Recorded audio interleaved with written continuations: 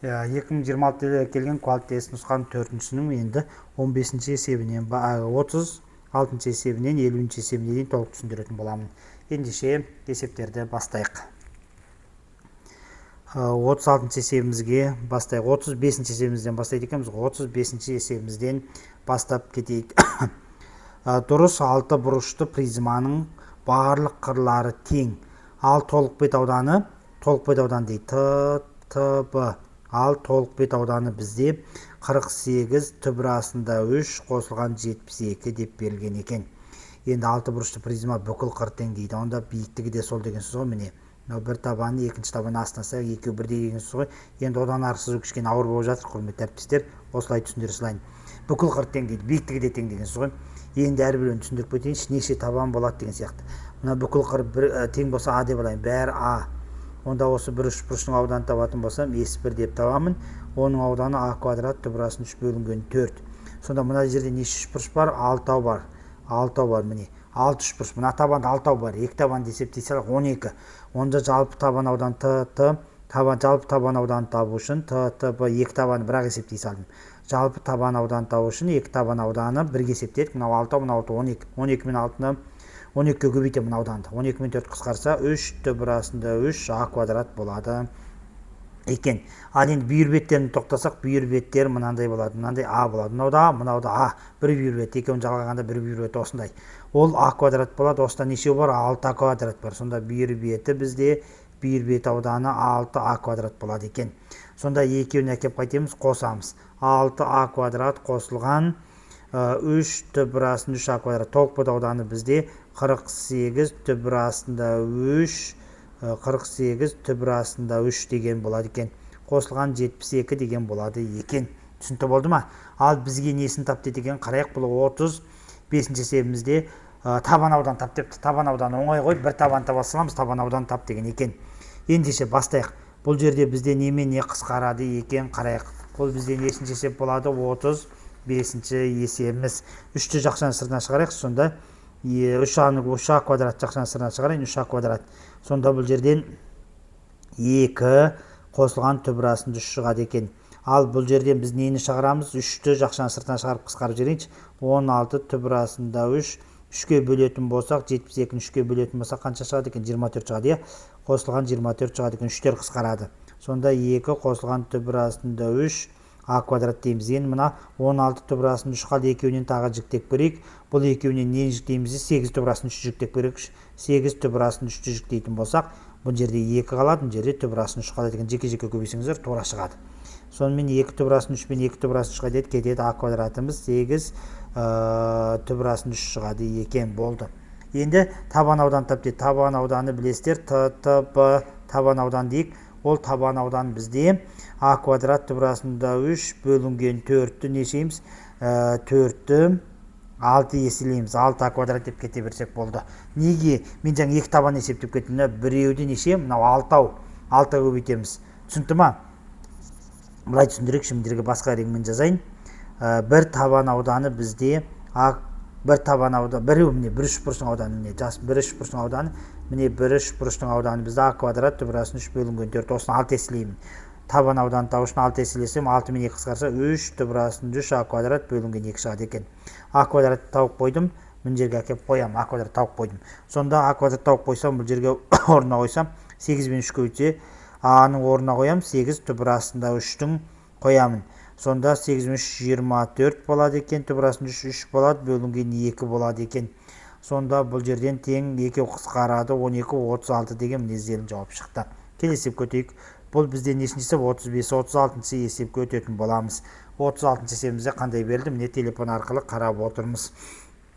36 есебімізде мынандай екен, берілсін жазбайын. 36 есебіміз 4х-тің 4 дәрежесі алынған 3х-тің көбі қосылған 7х квадрат алынған 5х қосылған 6 дейді. Мүшесін, көп мүшесін 2х квадрат алынған 2 қосылған 3-ке бөлгенде қандай қалдық шығады дейді. Осыған бөлгенде қандай қалдық шығады дейді. Міне 4х-тің 4 дәрежесі алынған 3х-тің көбі қосылған 7х квадрат алынған 5х қосылған 6 осыған бөлген кезде қандай қалдық шығады дейді. Ендеше осыны бастайық. Қандай қалдық? бөлу берейік. Бірінші 2х квадраттан береді екенбіз. 2х квадраттан беретін болсақ, бұл жер 4x'in 4 дәрежесі. Мынаны көбейтетін болсақ, 2х көп алынған, қосылған 6х квадрат болады екен. Қосылған 6х квадрат. Енді алатын болсақ, мұны екеуі жоқ болып кетеді. Мынаны алсақ, минус х көп болады екен. Алсақ, қосылған х квадрат болады екен. Алынған 5х қосылған 6-ның бәрін түсірсек болды. Енді бұл жерден х көп шығу үшін неге көбейтеміз десек, алынған 2-ден 1х-ке көбейтейік. Минус х көп шығу үшін. Екеуін жеке-жеке көбейтіп шығамын. Екеуін көбейтсем, минус х көп шығады. Екеуін көбейтсем, минус 10 болады. Қосылған 2-ден 1х квадрат шығады екен. Екеуін көбейтсек, минус 2-ден 3х шығады екен. Қосылған 2-ден 3х шығады екен. Енді аламыз. Алсақ жоқ болады. Алсақ бұл жерде 2-ден 1х квадрат шығады екен. Алсақ бұл жерде 2-ден 10, 2-ден 7х шығады екен. Қосылған 6 болады екен. 3 жерге дейін келдік. Көрдіңіздер ма? Енді бұл жерге не береміз? Тағы да мән береміз. 4-тен 1-де берейік. 4-тен 1-де қосақ 4-пен 2 қысқарады ғой. 2-ден 1х квадрат шығар ғой менің мақсатым. 4-тен 1-ге көбейсем, алынған 4-тен 1х шығады екен. 4-тен 1-ге көбейсе, қосылған 4-тен 3 шығады екен. Алсақ жоқ болады. Алсақ ортақ бөлімі 14. 2 бөлсем 14-тен 15 минус 15 бөлінген минус 15 бөлінген 4 шығады екен. Мұн жерден қосылған 5,4-тен 1 шығады екен. Сонда мұн жерде х бар. Сонда бұл дегеніміз минус 15 4-ке бөлсек 15 4-ке бөлсек 3 4 12. 3 бүтін шығады деген 3 4 12. 3 бүтін 25 шыға ма? 3 бүтін 4-тен 1 13 болуға қой. Қане керейік 14 минус 14 бөлінген 4 15 шығады. 3 бүтін 75 шығады ғой деймін. 3 бүтін 75 х болады ау. 3 бүтін 75. Көре салайық. Қане 13 шыға ма? Bir рет көрейік. 2-ні қоссақ 14. Мынадан аламыз. 4-тен 3 екен, кешірім сұраймыз. Қане 4-тен 1х. Жоқ, 4-тен 1х қой. Не жерін ала алмайды. 2-ден минус 2-ден 7 қосылған 4-тен 1 дейікші. Мынаған 2 керек 14. 13 екен. Кешірім сұраймыз 13 екен. Кешірім сұраймыз. Бұл жерде 13 екен ғой. Кешірім сұраймыз 13 екен.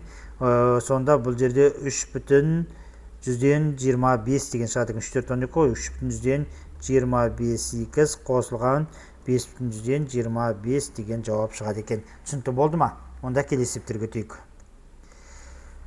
Так, 37-ші есеп. 37-ші есеп. Жаңа көп әріптестер талқы болып жатыр ғой деймін. Осыны талқылап берсем, модуль ішінде зейт тең болады екен. Модуль зейтті тап деп тұр екен ғой. Зейт мен жауабына қарап зейтті тап деп тұр екен. Қазір жазып беретін боламыз. Белгісі зейт бізде не деп берілген екен? Синус 2 альфа алынған 1 алынған косинус 2 альфаның ай деген екен. Модасын тап дейді. Модасы деген білесіздер. Модасы дегеніміз неге тең? Мысалы зейттен бір комплексан болса, а қосылған бай болса, модасы бізде неге тең болады екен? А квадрат қосылған б квадрат деп шығарушек тура осы енді модасы дегеніміз. Модасын тап деген екен. Мына синус квадрат 2 альфа болады.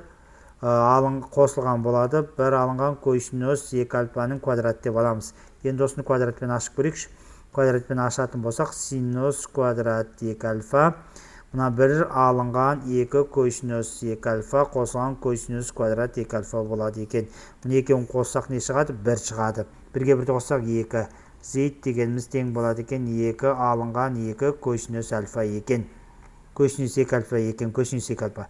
Бұны тағы да реттелген түрі болуы мүмкін. Осы болуы мүмкін, немесе тағы да реттелген түрі болуы мүмкін. Екінші ақшаны сыртына шығарамыз. 1 алынған косинус альфа. 1 дегеніміз синус квадрат пен косинус квадраттың қосындысына тең. Минус косинус 2 альфа дегеніміз минус косинус квадрат альфа қосылған синус квадрат альфа деп жазуға болады. Косинустар қысқарады. Мынадан 2 4 болады. Зейт дегеніміз тең. Модуль ішінде 4 синус квадрат альфа болады. Бұл дегеніміз 2 модуль ішінде синус альфа деген жауапта болуы мүмкін. Не мына жауаппен, не мына жауапта қанса шығарып қойдық. Келесі есептерге өтейік. 38-ші есеп. 38-ші есепке өтейік. Сүретте дейді. Сүреті берілген екен. Сүреттегі бойынша есептеу керек екен. Бірінші сүрет саны. Сүретте деп берілген екен. Сүретте G, P, H берілген екен. Сүретте бұл жерде мынау тең бүйірліш бұрыш депті. Яғни G, P тең P, H деп берілген екен. және 90 градус бұл жері 16, бұл жері 20 деген екен. Ауданын табыңыз дейді. Үшбұрыштың ауданын табу керек екенбіз. Ол үшін былай істейміз. 20-ның квадратына міне 16-ның квадратына алам. 12 шығады. Түсінді ма? 20-ның квадратына 16, 12 шығады. Ал мынаны мен x деймін. Мына бүйір x десем, бұларды x-ке теңесем, бұл жер x. Мынау да x. Онда маған мына кішкентай аралық керек. Ол x алынған 12 болады. Мынау да x, мынау да x. Осы жерден екінші тікбұрыш үшбұрыш пайда болды, осыны есептейміз. Яғни 16-ның квадратына қосамыз, x алынған 12-ның квадратын тең x квадрат дейміз. 16-ның квадраты 256, x квадрат алынған 14x қосылған 144 тең x квадрат болады екен. Екеу қысқарадым. Некен қосақ 400 тең. Бұл жерде қанша болады? Екеуін екеселесек 24 болмай ма? 24 болады. Оң жақ түсек 24x. x тең 24-нан 4-ке бөлсек 100 бөлінген 6, 50 бөлінген 3 шығады екен. Міне 50 бөлінген 3. x дегеніміз 50 бөлінген 3. ph дегеніміз 50 бөлінген 3 деген сөз. Енді ауданын табу оңай. Аудан 2-ден 1 AHA. Яғни 2-ден 1, біреу бізде 50 бөлінген 3, міне табаны. Оған түсірген биіктік 16 екен. 16 мен 2 қайтеді, қысқарады 8. Сонда 8 болса 400 бөлінген 3 екен. Ол 333 болады екен. 999 болады, бірден 133. Сонда міне жауабымыз 133 бүтін деген жауабымыз дұрыс болады екен. 3-тен 1. Не шығару жолы. Келесі есеп көтейік. 39-шы есебіміз көтейік. Келесі есебіміз көтейік. 39-шы есебіміз. Келесі 39-шы есебіміз көте бірейге. 39-шы есеп. 2 косинус дейді. Px алынған 1 мен 4 алынған x квадрат тең 0. Тең түбірлерінің саны қанша дейді. Түбірлерінің саны қанша деген есеп екен. Енді осыны қарап көрейік. Түбірлерінің саны қанша екен. Енді түсінікті ма? Бұл бізде 39-шы есебіміз екен. Енді 39-шы есебімізді бір сіздермен бірге талқылап жүрген жөн санап отырмын. Бірінші анықталу болсын қарастырамыз. 4 алынған x квадрат 0-ге тең 0-ден үлкен. Бұл 2 алынған x пен неге жіктеледі? 2 қосылған x-ке жіктеледі. Енді бұл жер сатын болсақ, минус 2 және 2 деген шығады екен. Ортадан 0-ді беретін болсам, оң сан шығады екен, теріс. Осы ортасын алды анықталу болсын, минус 2 мен 2. Осы аралыққа түсетін сандарды ғана аламыз. Анықталу облысы бізде минус 2 мен 2 екен болды. Енді шығаруды бастаймыз. 2 жеке-жеке 0-ге теңеймін. Жеке-жеке 0-ге теңеймін. 2 px алынған 1 тең 0. Сонда косинус px тең 2-ден 1 болады. 2-ден 1 дегенді білеміз. 2 рет шығарамыз. px дегеніміз 1 рет оңмен. Пи бөлінген 3 қосылған 2 пиен болады. Екіншісі px дегеніміз тең не шығады екен? Минус пи бөлінген 3 қосылған 2 пиен. Осыны 1 рет шығарайық. Пилер қысқарып кетеді. Сонда x не шығады екен? 1 бөлінген 3 болады не? 1 бөлінген 3 қосылған 2 n деген шығады екен. Бұл жерде x шығады екен. 1 бөлінген 3 минусымен қосылған 2 шығады. Енді мына екі аралыққа аспайтындай мән береміз. n-нің орнына 0,1 деген сияқты. Енді жауаптарын жаза барыз. n-нің орнына мен 0-ді берсем, n-нің орнына 0-ді берсем 3-тен 1 деген бір жауап шығады екен. Міне x тең 3-тен 1 деген бір жауап шығады екен. Қанша екен? X тең 3-тен 1 деген бір жауап шықты. 0-ді бердім n-нің орнына. n-нің орнына мен 1-ді беретін болсам, мына 2-ден асып кетеді. 1-ді бермей мен минус 1-ді берем. Қараш, 0-ді бердім 3-тен 1, 1-ді бердім асып кетеді. Минус 1-ді берсем, x дегеніміз мына жерде минус 1-ді берсем, минус 1,3-тен 2 деген жауап шығады екен. Минус 1,3-тен 2 деген жауап шығады екен. Қанша шығады екен? Минус 1,3-тен 2 деген. Ол минус 1,3-тен 2 деген мына аралыққа түсе ме? Я түседі.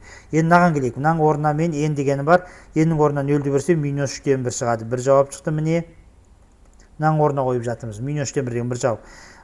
Минус 1-ді берсем асып кетеді. Мына жаққа кетіп қалады. Онда 1-ді ғана берем. 1-ді берсем 1,3-тен 2 деген жауап шығады екен. x тең 1,3-тен 2. 4 жауап шықты міне. 4-теу тұр. Маркермен бояңызда десе бояп қояқ, 4-теу тұр міне. Маркермен боясақ мына жерде неше жауап тұр? 4 жауап тұр. Көрдіңіздер ғой.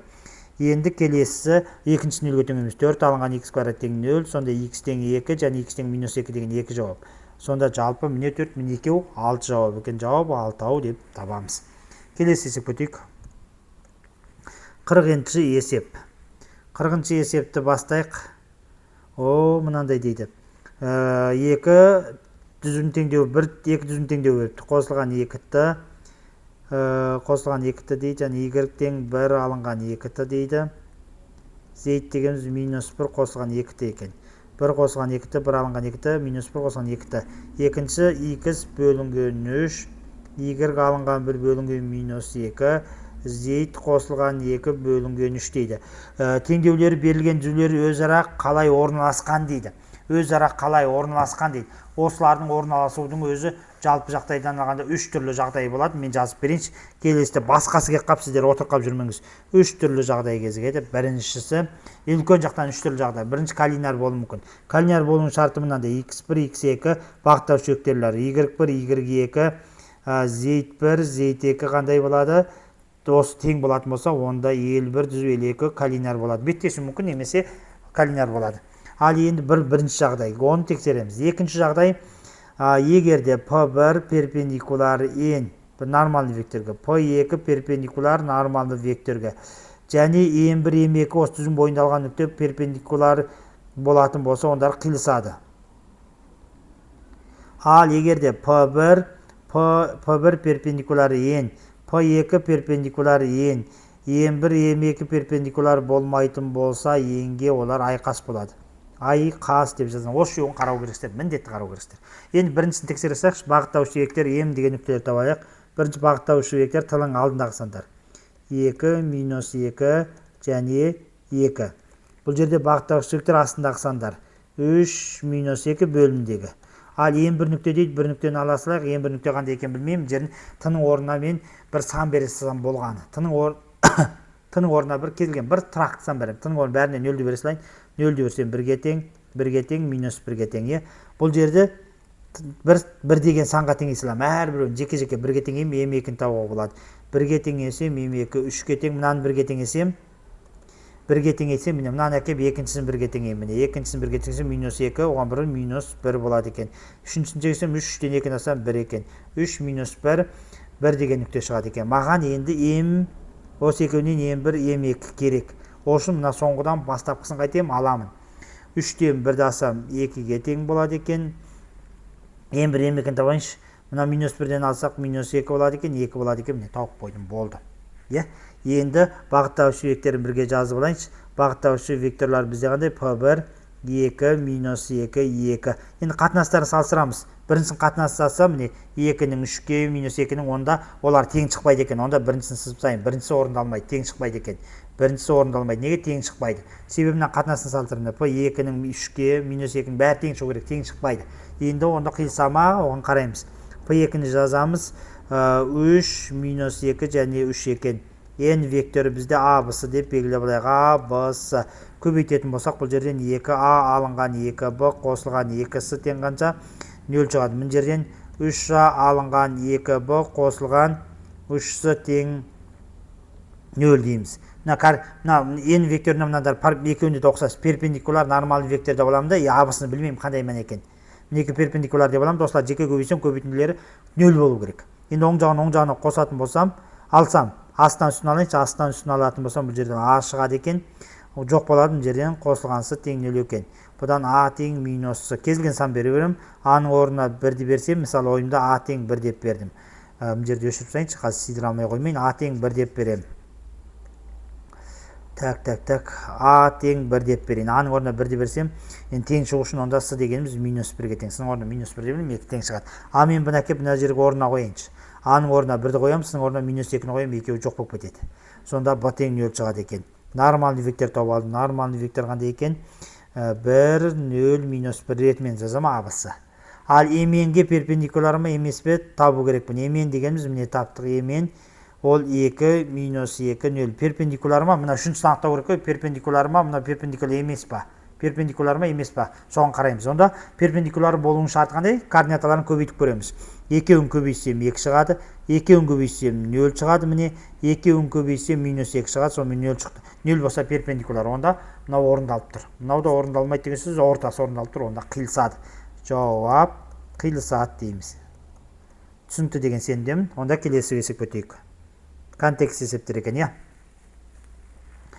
контекст есептің сызбасын мен сыза алмаймын. Сіздерде сызбасы бар деген сенімдемін. Мөлшерін ғана жай салайық. Міне мөлшерін ғана сызып қояйын. Контекст есепте осы жерін талқылап кете беремін. Бұлай кеткен график екен. Міне бүйтіп әкеп деген сияқты график екен. Мөлшері осылай кететін график екен. Енді оның функциясы берілген. Бұлай функция екен. Бізге берілген епат x тең 3x салынған 1 x квадрат қосылған 1 ғой дейме? X квадрат қосылған 1 деп берілді ау деп ойлап тұрмын. Бұл бізден нешінші есепке кеттік? 41-ші есеп. Я осындай берілді. Енді бірінші 41-ші есеп, бірінші анықталу облысы дейді. Анықталу облысы болса қалай табам? Анықталу облысы болса, онда бөліміне қараймын. X квадрат қосылған 1 тең емес нөлге, x квадрат онсыз да минус 1-ге тең болмайды. Онда анықталу болысы минус шексізден шексіздік деген жауап болады. Бұл бізде 41-ші сабақ есеп екен. Енді 42-шісі. 42-шісі бізде функцияның графигінің горизонтал асимптотасы дейді. Енді горизонтал асимптотасы деген осы есептен күмәнім бар. Оны өтірік айтып ештеңкесін не істейін? Бұны қарап көріңіздер. Бұл жерде мен ойлап отырмын, горизонтал асимптотасын табыңыз дейді. Осыдан күмәні бар, қарап көресіздер. Енді 43-ші есепке өте берейін. Мен 43-ші есеп.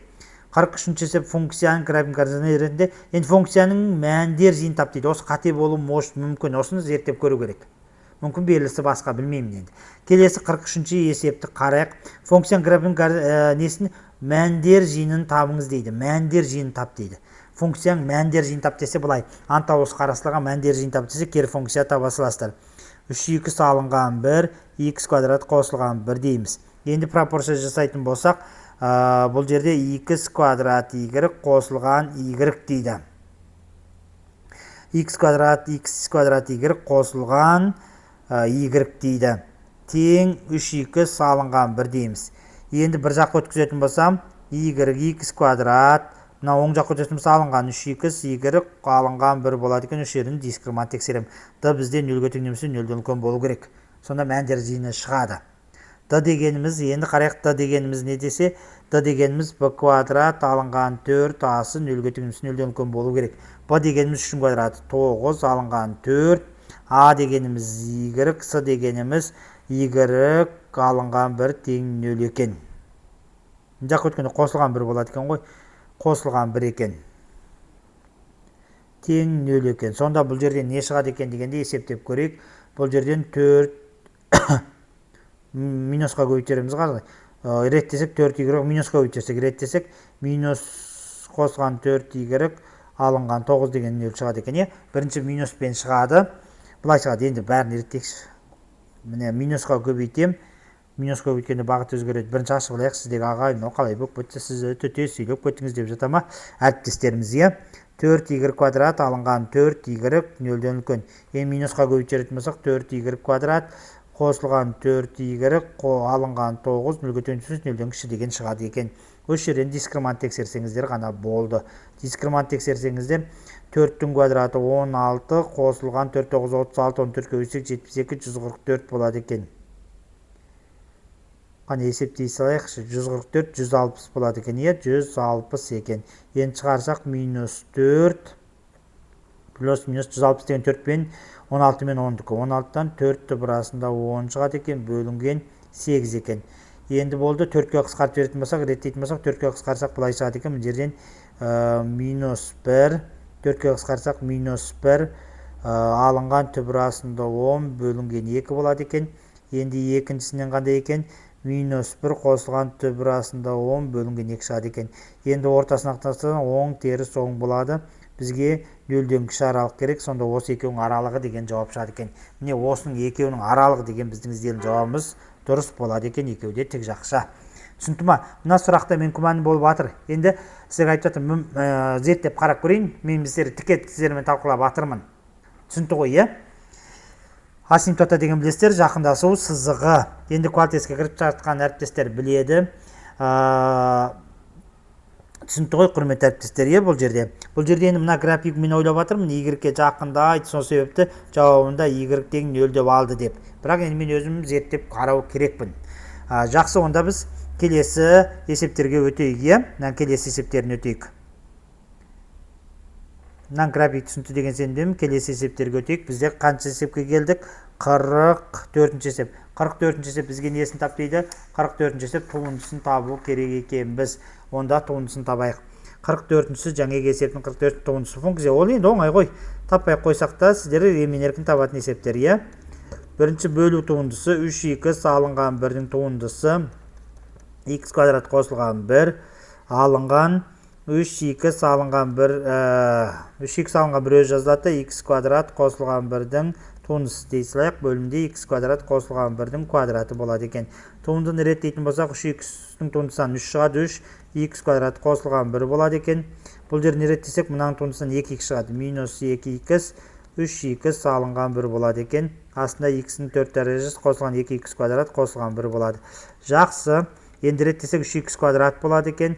Бұл жері минус 6 қаны есептейік, ерінбей 3x квадрат қосылған 3 алынған 6x квадрат қосылған 2x болады екен. Бөлімінде x-ның 4 дәрежесі қосылған 2x квадрат қосылған 1. Енді есептейтін болсақ, бұл жері минус 3x квадрат шығады екен, қосылған 2x шығады екен. Қосылған 3 шығады екен. Бөлімінде міне x-ның 4 дәрежесі қосылған 2x квадрат қосылған 1 болады екен. Енді түсінікті деген сенімдеміз. Келесі есепке өтейік. Келесі есеп. Функцияның анықталмаған интегралын табу керек екен. Интегралын тап дейді. Енді интегралын тап керек. Жаңа функция бізге берілген функция қандай еді? Жазып алайын. Мына жерден қарап отырмын. Функция бізде 3х алынған 1 2x квадрат қосылған 1 ма? Болды, онда оңай екен. Бұлай екен. Интеграл дейміз. 3х 2x квадрат қосылған 1 алынған 1 алғаш функциясын тап дейді. Анықталмаған алғаш функциясын табу керек екенбіз. Ол үшін бұлай істейміз. Бірінші жеке-жеке бөлшектеп алыңыздар. Құрметті әріптестер, 3х x квадрат қосылған 1 деп алыңыздар. 3х-ті бірге алыңыздар. dx-те бірге, минус 1-ін бірге алайық. Минус дейікті 1 x квадрат қосылған 1 dx дейді. Екеуін біріне интегралға келтірсеңіздер, ортақ бөлімде осы шығады. Енді мына бөлімнің туындысы алымда болса, лім болып жазылады деген формула бар. Мынандай. Интегралда бөлімінің туындысы алымында болатын болса, лім болып жазылады деген формула бар. Енді қарайық. Онда бұл жерде бөлімнің туындысы 2x. Онда 2x болу үшін бұл жерге 2x деп жазамыз. Алдына 2-ден 3 дей салайық. 2 шыққанда қысқарады да тура шығады. dx болады. Алынған 1x квадрат қосылған 1 dx дейік. Мынау бізде бөлім туысы алымда тұр. Лім болып жазылады. 2-ден 3 лін x квадрат қосылған 1 алынған бұл арк тангенстікі білесіздер. Арк тангенсі x қосылғансы деген жауап шығады екен. Болды, міне біздің іздеген жауаптар шықты. Бұл бізде 45-ші есеп екен. Түсінікті ме? 45-ші есеп. Келесі есепке өтейік. 46-ші есеп. 46-ші есепке өтейік. Берілген жазып алайық. Бізде сызбасы сіздерге былай берген екен ғой, міне. Нормалды вектор, мына жақта бүйтіп а вектор деген сияқты беріп қойған сызбасы бар есеп. Түзу мен жазықтықтың орналасуы дейді. Бізге берілген мәлімет жазайықшы. Бірінші а нүктесі беріліпті 1 минус 4 және 1. Бұл нүктесі беріліпті 2. Мына дүзудің бойындағы нүктелер екен. Бұл дүзудің бойында. Және бізге жазықтық беріпті 2х алынған y. Мына жазықтық деген сөз ғой. 2х алынған y қосылған z қосылған 1 тең 0 екен. Бірінші 46-ші есептен бастайық. Мынау берілген екен. 46-ші есептен бастайық. Біріншісі түзудің бағыттаушы вектор дейді. Бағыттаушы вектор п мен өрнектейін, ол оңай. Осы екі нүктені бастапқысан жоғарыдан төменді аласақ болды абы. 2-ден 1 дасақ 1, 3-тен минус 4 дасақ 7 болады. Минус 4-тен 1 дасақ минус 5 болады. Бағыттаушы векторды таптық. Міне 46-ші есеп. Бұл 47-ші есеп көтейгенді. Жазықтықтың нормальный вектор. Нормальный вектор дегеніміз x, y-дің алдындағы сандар. Жазықта нормальный вектор x, y-дің алдындағы сандар. Нормальный вектор дейік. X, y-дің алдындағы сан 2, минус 1 және 1 деген сандар екен. Түсінікті болды ма? Бұны жаздық. Енді 48-ші есеп көтейік. 48-ші есепке өтетін боламыз. 48-ші есепте не берілді екен? Қараңыздар. 48-ші есепте қане? Дүзудің параметрлік теңдеуін жаз дейді. Дүзудің параметрлік теңдеу. Енді оңай екен, көкпен жаза берейікші, қалған келесі параққа жазармыз. Немесе осы параққа көшіріп жазамыз. Көкпен жаза. Параметрлік теңдеуін тау үшін сол дүзудің бойында бір нүкте керек. А нүктесін аласылайық. 1, минус 4 және 1. Бағыттаушы вектор керек. 1 7 және минус 5. Формула бойынша мынанда 2 салынған 2 0 м y алынған y 0 бөлінген n z алынған z 0 бөлінген k деген формула орнына қоя сал. 2 салынған 1 бірінші канондық теңдеуін тауып алайық. 2 салынған 1 бөлінген 1 дейміз. Міне 2 салынған 1 бөлінген 1 дейік. Мынаны x 0 дегенде x 0 y 0 z 0 деген осыған қоямыз. Тең дейміз. Бұл жерде y алынған қосылған 4 бөлінген 7 z алынған 1 минус 5 екен. Енді түсінді ма? Енді осыны бір тыға теңейік. Канондық теңдеуін жаз, тыға теңесек жеке-жеке. Бұлай міне x алынған 1 бөлінген 1 тең т, y қосылған 4 бөлінген 7 тең т, z алынған 1 минус 5 тең т деп жеке-жеке теңейміз. Сонда бұл жерден параметрлік теңдеу жазуға болады екен. т, сонда x тең т қосылған 1 шығады, x y табамыз. y дегеніміз 7 т алынған 4 шығады екенбіз. y дегеніміз 7 т алынған 4, z дегеніміз минус 5 т қосылған 1 шығады екен. Міне шықты. Теңдеуін таптық. Түсінді ғой, теңдеуін таптық. Енді сіздерге түсінікті деген сенімдемін. Енді біз келесі есептерге өтейік. 49-50 есептер талқылап беремін. Келесі параққа қарасайықшы. 49-шы есеп. Бізге 49-шы алдында мәліметтерді еске сақтап отырсаңыздар болды. Түзу мен жазықтықтың қиылысу нүктесінің координатасын тап дейді. Жаңағы параметрлік теңдеу керек. Енді параметрлік теңдеу жаңа жазып алдық қой. X дегеніміз т қосылған 1 деп жаздым. Y дегеніміз не дедім? 7 т алынған 4 дедім. Z дегенді не дедім мен? Минус 5 т қосылған 1 деп жазып алдым. Енді бір қарай салайықшы алдыңғыны. Міне т қосылған 1, 7 т алынған 4, минус 5 т қосылған 1. Минус 5 т қосылған 1. Жазықтықтың теңдеуін білесіздер. Жазықтықтың теңдеуі бізде жерден қарай салайын берілсін. 2x қандай дейді? Так. Жазықтықтың теңдеуі 2x қайда кетті қалды? 2x алынған y қосылған z қосылған 1 тең 0 екен. Міне. Енді екеуінің қиылысу нүктесін тап десе, x y-терді әкеп орнына қоя саласыздар. x y деп орындарына әкеп қоя саламыз. X-ің орнына қойсақ 2 т қосылған 1 болады. Z-ің орнына қойсақ 7 т, y-ің орнына алынған 4 болады. Қосылған дейміз. Z-ің орнына қоятын болсақ минус 5 т қосылған 1 тең 0 екен. Реттейтін болсақ 2 т қосылған 1 қосылған 2, 2 т қосылған 2 алынған 7 т қосылған 4. Бұл жерде минус 5 т қосылған 1 тең 0 болады екен. Есептесек 2 т-дан 7-ні алсақ минус 5 минус 10 т болады екен. Мұнжақ қосақ 2, 4, 6, 7, 8, минус 8 т дегеніміз 0,8 шығады екен.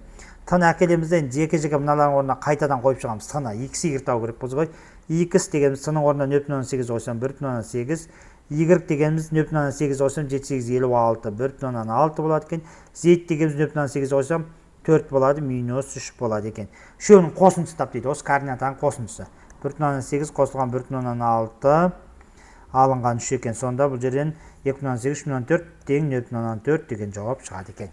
Бұл бізде 49-шы есеп. 50-шы есеп көтейік. Контекст есептің 50-шісі міне талқыладық деген осы. 50-ші есеп бізде не дейді екен? Берілсін қарап алайықшы, 50-ші есеп не дейді екен? 50-ші есеп түзу мен жазықтық арасындағы бұрыштың косинусы дейді. Енді бағыттаушы вектор керек, түзу мен жазықтың арасында нормалды вектор екеу керек болды. Бағыттаушы вектор алдыңғы есептен қарасақ, міне бағыттаушы вектордар т-ның алдындағы сандар. 1, 7, минус 5. 1, 7, минус 5. 1, 7, минус 5. 1, 7, минус 5. Ал нормалды вектор дегеніміз алдына қайта қарасылайық. X-ің алдындағы 2, минус 1, 1.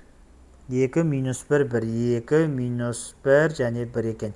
Косинус альфаны табу формуласы бар. М1, М2, М1, Н1 деген сияқты. Міне екеуін көбейтеміз бірінші координаталарын. Мынандай нүкте бар болған, мен көрсете салайын міне. А, М, Б, Н, С, К болады да бөлімінде міне А квадрат қосылған Б квадрат қосылған С квадрат, М квадрат қосылған Н квадрат қосылған К квадрат деген формула бар. Мына модульге арасыламыз. Ол болды. Косинус альфа дегеніміз мына жерде көбейтеміз. Көбейсек 1 мен 2, 2, мына жермен көбейсек минус 7, минус 5 екен міне. Түсінді ма? Енді асын квадраттаймыз. 1-дің квадраты 1, 7-дің квадраты 49, міне минус 5-дің квадраты 25 екен. Енді келесі 2-дің квадраты 4, 1-дің квадраты 1, 1-дің квадраты 1. Көйсінес әлпа не шығады екен, қана көрейік. Түзу мен жазықтық арасына бұрыштың көйсінесін табыңыз дейді. Осы жауаптан күмәнім бар екен, көрейік. 2-ден 7-ні алатын болсам,